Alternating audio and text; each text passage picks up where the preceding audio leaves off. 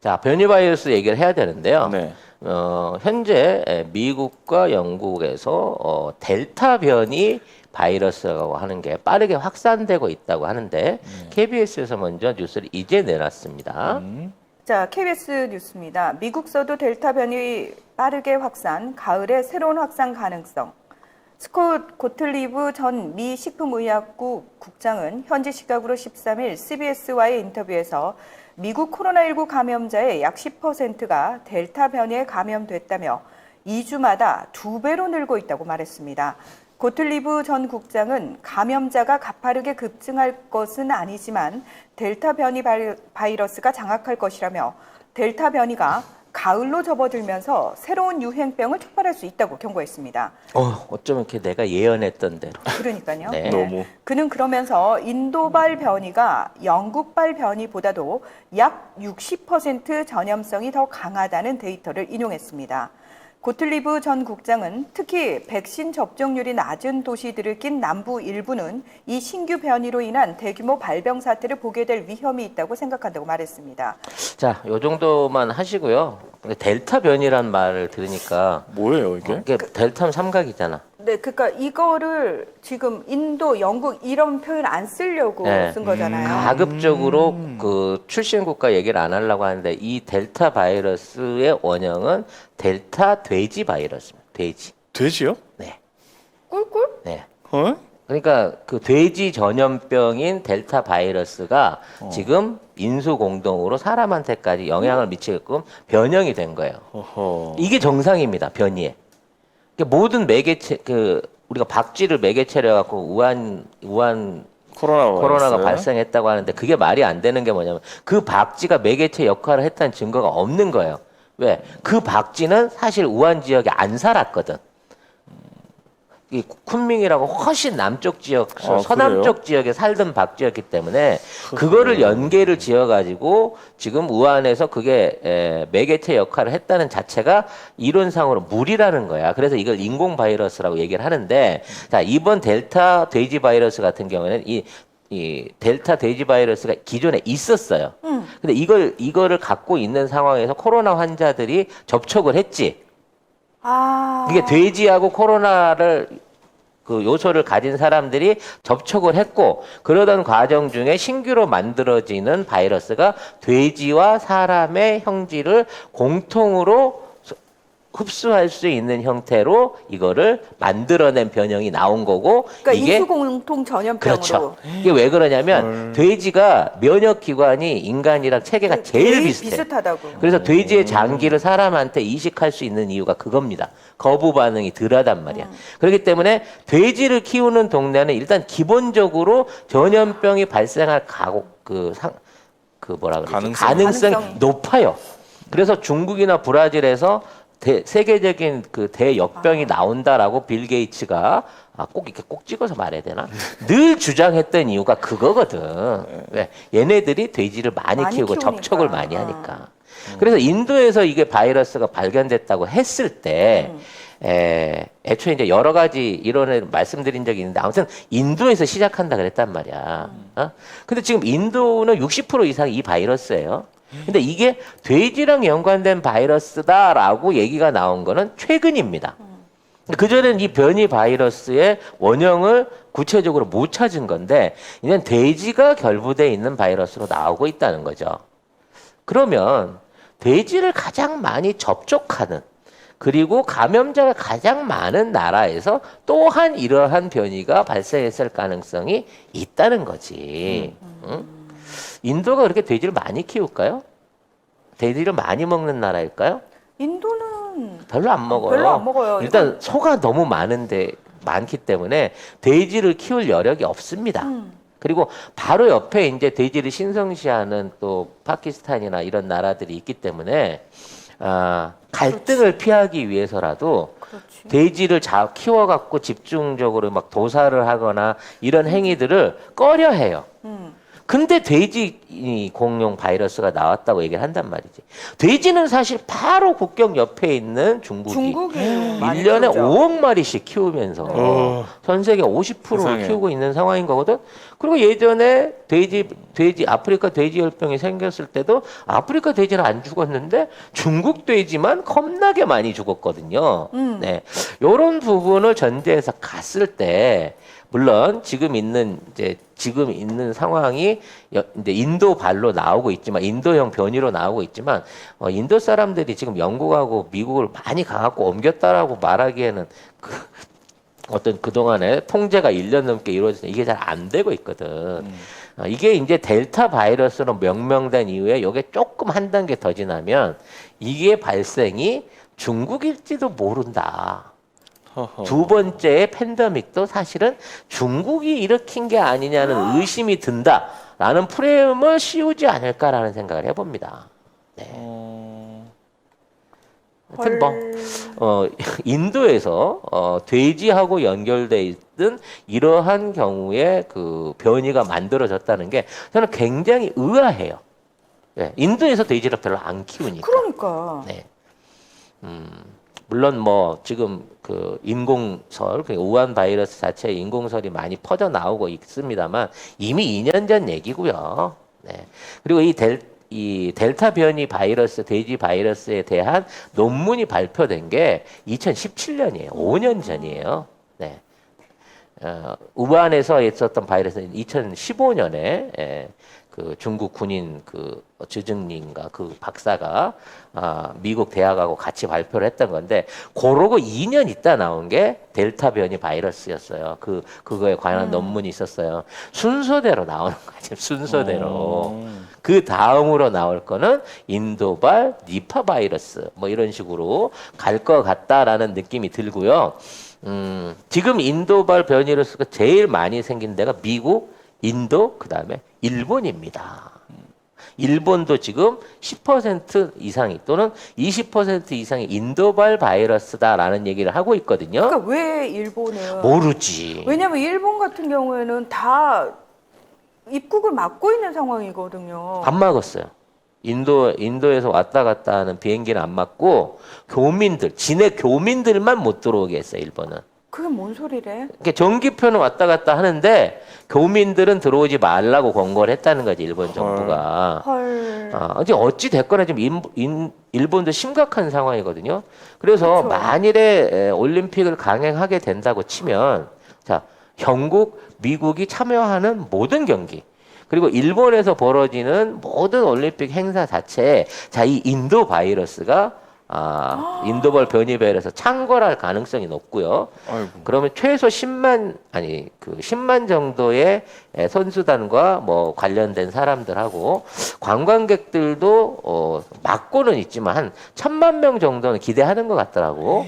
이 사람들이 도쿄 안에서 지금같이 아무 대책 없이 북적북적하게 됐을 때 이 올림픽 이후에 세계적인 팬데믹이 일본을 중심으로 해서 대확산될 위기가 있기 때문에 영국과 미국이 인도발 바이러스를 이유로 해서 극적인 보이콧을 먼저 던진다고 하면 영국과 미국이 안 가면 서방 국가 아무도 안 가고요.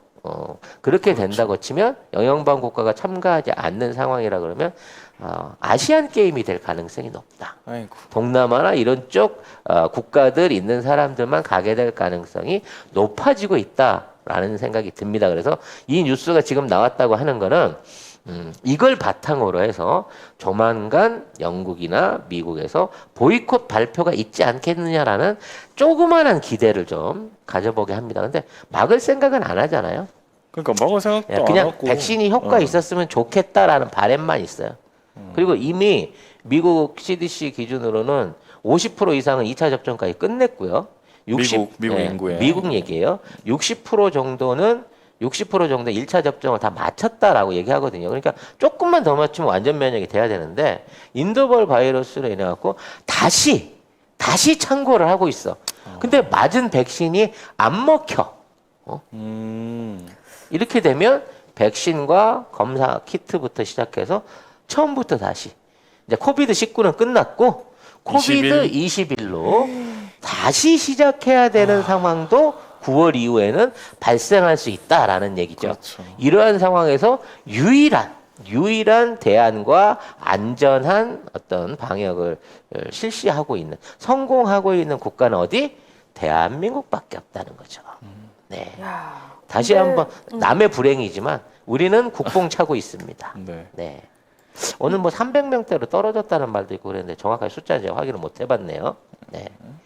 자, 제첩구 송작가 TV가 나온 최고의 히트 상품. 그리고 히트다 히트. 네, 예. 가장 오래된 우리 그 방송의 스폰서이시죠. 선물 세트로 선물할 수 있다. 오. 같은 가격인데 소장 세트로 별도로 판매를 하고 계시답니다. 네. 고향의 맛을 선물하는데 깨끗하고 청결한 섬진강. 에서 나온 음. 화개장조 제첩국 네. 많은 주문 있으시길 바라겠습니다. 제첩 알맹이가요 보리쌀보다 크면 이거 국산일 가능성이 거의 없습니다. 우리나라는 원래 작아요. 원래 네. 작아요.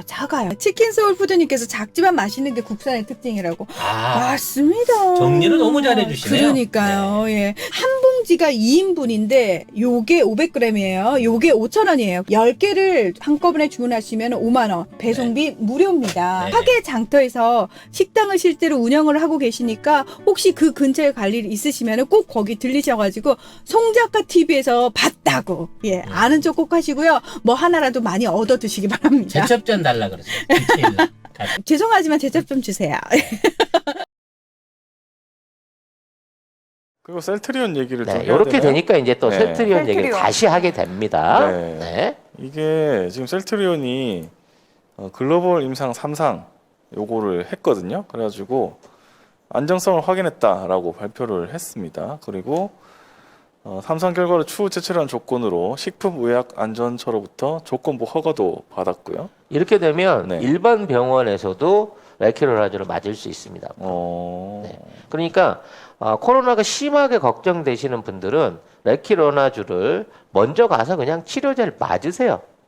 그러면 항체가 생겨서 3개월 정도는 예방치료 효과를 발휘할 수 있다고 합니다. 굳이 우리가 일본에 선수단을 보내야 된다고 치면 네. 일단 백신도 백신이지만 저기 지금 온갖 짬뽕들이 다 있으니까 변종들이 영국발도 있고 지금 그러니까. 남아공발도 있고 일본에는 없는 게 없거든. 레키로나주를 미리 맞고 가는 건 어떨까라는 생각도 해보게 되네요. 근데 네. 이걸 맞고 싶다고 맞을 수 있어요? 아마 생산량은 이제 충분할 것으로 지금 판단이 되고요. 왜냐하면 이게 이제 개발됐을 때부터 이미 10만 병 이상을 가지고 있었고 그 이후에도 지속적인 생산에서 정부한테 모든 걸 맡긴다고 돼 있었거든요. 그래서 비축량이 상당할 것으로는 확인이 예상은 됩니다. 그러면 송작가 TV 식구들이 단체로 가서 좀 먼저 네, 송작가 TV 식구들이 다 단체로 저 얀센 맞았는데. 너는 빠져 이 새끼야. 네. 어찌 됐거나 얀센은 변이해도 지금 좋다는. 이제 우리나라가 계속해서 그 아유. 면역을 이뤄나가고 있습니다. 딴 나라는 면역 해놓고 주사 놔놓고 했으니까 됐다라고 하는 거지 이게 실제 효과가 있었는지 또 그와 관련해가지고 몇 %나 항체가 생겼는지 이러한 역학 검사가 전혀 없어요. 네. 근데 대한민국은 아마 그걸 진행할 것으로 생각이 되고요. 앞으로 변이 바이러스에 특화되어 있는 진단 기법부터 시작해갖고 관리 방법들까지도 대한민국이 먼저 선도해서 끌고 갈 것으로 보입니다. 그런 와중에 국내 기업이 생산한 레키로라주가 임상 3상을 통과했다는 안전성은 끝났다는 거예요. 네. 최소 100명 이상의 사람한테 환자들한테 투여를 해가지고 치료 효과와 더불어 안전성 문제를 해결했기 때문에 이제 앞으로 이 제품이 공식적으로 치료 지금은 환자들한테 쓰는 조건으로 조건부 사용이 되고 있었거든요. 지금 부산적. 중증 환자들한테만 쓰고 있고 네, 중증 경증 환자들한테 입원 환자들한테 쓰도록 제한적으로 사용되고 있었는데 네. 자 이러한 사용이 좀 더 확대되면서 경증 환자를 비롯한 더 많은 감염자들이나 치료를 받으시는 분들의 어려움을 덜어줄 수 있는 큰 성공을 했다고 볼 수 있을 것 같습니다. 이제 이거 FDA나 유럽이나 이런 쪽에다가 꺼내 놓을 건데 네. 그렇죠. 지금 정식 네. 품목 허가도 신청한다는 계획이래요. 그렇죠. 합니다. 이거 이제 품목해서 받아지면 레키로나주 주세요. 그러고 또 각국의 정상이 우리 문재인 대통령한테 자꾸 전화하겠죠. 왜? 예. 그 셀트리온 대표가 그랬거든요. 이 제품에 관해서는 모든 거를 국가에 맡긴다고. 맞아요. 네. 이게 나라의 백신, 백신이라 나라의 치료제가 치료제. 3상을 통과를 했다는 겁니다. 네. 네. 그래서- 세계 13개 국가에서 1,310명을 대상으로 집행을 했다고 하네요. 네. 그 보면은 레키노나주 40ml g을 투여한 고령, 기저질환 동반 등 고위험군 환자의 경우에 이 가짜약 투약한 이 위약군하고 비교해서 72% 중증 악화율이 줄었다고 합니다. 그러니까 전체 투여 환자에서는 70% 감소했다고 하는데, 그러니까 10명 맞으면 7명은 안 죽는다는 거예요. 그러니까 나아진다는 거예요. 아니, 안 그게- 죽는다는 게 아니고 아니 그게 그 말인 코로나 거야. 그러니까 더 중증은 안 이게 올라가고 코로나가 중증으로 올라가는 단계가 뭐냐면 처음에 가볍게 목감기 같은 걸로 시작하다가 네. 열나고 이게 이제 폐렴으로 넘어가 갖고 계속 기침한다고 기침하면서 이 폐세포로 전이 돼 갖고 그 안에서 섬유화를 일으키게 되면 이거는 이제 섬유화된 그 폐는 되돌릴 방법이 없기 때문에 현재 의학적으로 이래서 사망을 하게 되는 거거든요. 근데 그 단계로 넘어가기 전에 진단만 가능하다고 치면 확인만 된다고 치면 이게 진행 과정이 최소한 3일에서 5일 정도 걸린단 말이에요. 근데 이걸 빨리 찾아내기만 하면 중증 단계로 안 넘어가고 이 폐부종이나 폐 손상이 없게끔 치료를 하면서 완치율도 확 높일 수 있다는 거거든요. 그렇기 때문에 이게 획기적인 거예요. 근데 70%가 뭐야? 100% 들어야지 라고 생각하시는 분들도 있을 수 있겠습니다만 네. 100% 듣는 약은 약이 없어요. 어딨어? 지금 약이 우리가 어딨어요? 지금 우리가 뭐 백신 98% 어쩌고 하지만 네. 그건 이제 백신을 맞았을 때 얘긴 거고요. 나중에 항체 형성이나 이런 거 가서 이 조사해 보면 항체 성숙률은 100%가 안 나와요, 지금. 그 얘네들도 인정을 하고 있잖아. 근데 지금 있는 상태에서 98%라는 거는 맞춰본 사람들이 한 100명 있는데 이 사람들이 사회생활 하면서 걸리는 케이스가 0.2%밖에 안 걸리더라. 이걸로 계산을 해낸 거기 때문에 98% 예방 효과는 사실 지네들 제약회사가 주장하는 매우 작은 표본에서 주장하는 지네들 논리일 뿐인 거예요. 근데 이거는 직접 환자잖아. 그건 이 아프기 전 사람인 거고 이 사람들을 풀어놓은 거지만 이건 진짜 아픈 환자를 치료하는데 그렇죠. 70% 이상의 효과를 냈다고 하는 거는 대단한 치료제라고 인정을 해야 된다는 거죠. 그러면 셀트리온 사야 되나요? 오늘 왜 떨어지죠? 근데 거기는 워낙에 공매도 세력들이 많이 붙어 있다 보니까 공매도 때문에 27만 6,500원이네. 네. 네. 늘 말씀드립니다만 이런 주식들 같은 경우는 후손에 물려주는 각오로 후손에 살 필요가 있지. 하나씩 이렇게 장만해 놓고 길게 보실 필요가 있지 않나 싶어요. 네. 아이고, 참 LG화학 살 돈이면 요거를 한 3개 정도 살 수 있는데 요거 3개로 가지고 있어?